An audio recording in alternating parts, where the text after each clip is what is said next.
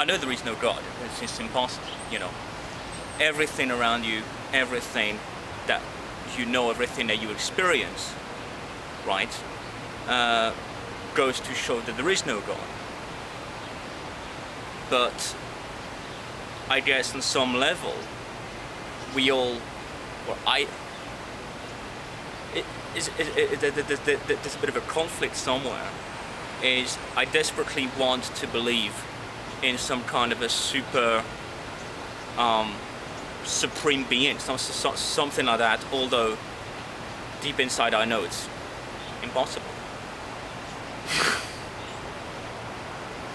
I mean, obviously when you read something like the Bible or something like that, you know what I'm saying, it's clearly, well, I don't want to sound insulting. I hope I'm not going to get hate mail for that. But it's actually a very childish fiction, right? It's actually really silly. You know what I'm saying? And I really pity the people who believe in that, on some level. But there are many ways to envisage God. If you think about the Hindus, for instance, have a much more pragmatic approach to what a god is, right? If you look at the ancient Romans, the Romans had a very, very down to earth,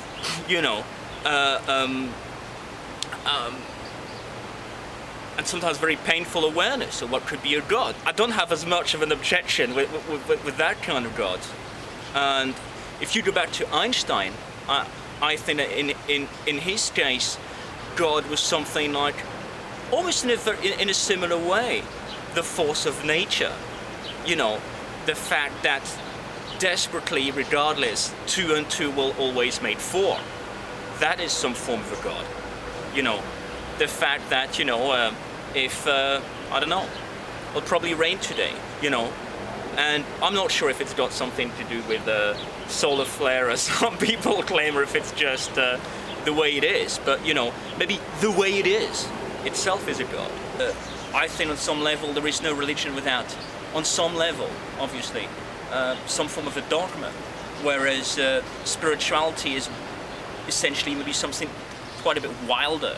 Somehow you became some awareness of the greatness of the universe around us.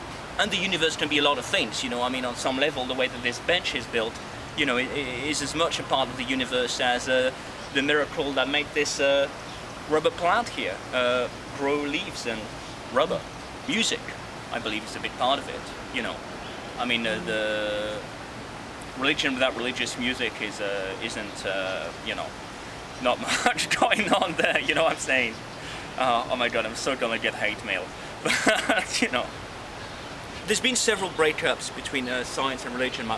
That's my understanding, and I think what we call Western style religions are especially prone to breakage because they are. My understanding is that they are specifically dogmatic. I don't think, to go back to our friends the Romans, I don't think the Romans had much of a break between science and religion because their notion of religion was very elastic. I think Darwin just totally consumed the divorce, between science and religion. Darwin remodeled the way we envisaged our very bodies, and the world around us, And Freud remodeled how we envisage our minds. And I think from that point onwards, it was really the world became divided really in between two camps of the guys who did not want it, who rejected it, and just said, no, this is impossible. God created the earth in 7 days and all this and all that. And then the people who just could not accommodate with it and realized, well, like myself, that it's simply impossible. The main difference between science and religion, because a lot of people are trying to advocate the opposite, and I think that's very dangerous, and so there's a bit of a warning here, is that I really need to make the point that science is not a matter of belief. Science is not something that you can say, oh, I believe in science, or I don't believe in science, the same way you can say, I believe in Santa Claus, a baby Jesus, or I don't. Science is fact. Science is what is here, and that will still be here whether you stop believing in it or not, right? From the moment that you say, Jesus is a fictional character, he never existed, right? There is no Father, Son, and Holy Spirit. That never happened. It's a fiction, like Robin Hood or something like that. You know what I'm saying? That pretty much kills it. You know what I'm saying? After that, you can start. You can keep on observing the right. For the hell of it. But I tell you, the heart's not in it anymore. You know what I'm saying? We are dealing with very complex issues, and you cannot have a very simple answer to a very complex question. And I think the mature way to deal with this is to really accept that you don't know, because saying that it is the most important step towards finding answers. That's it.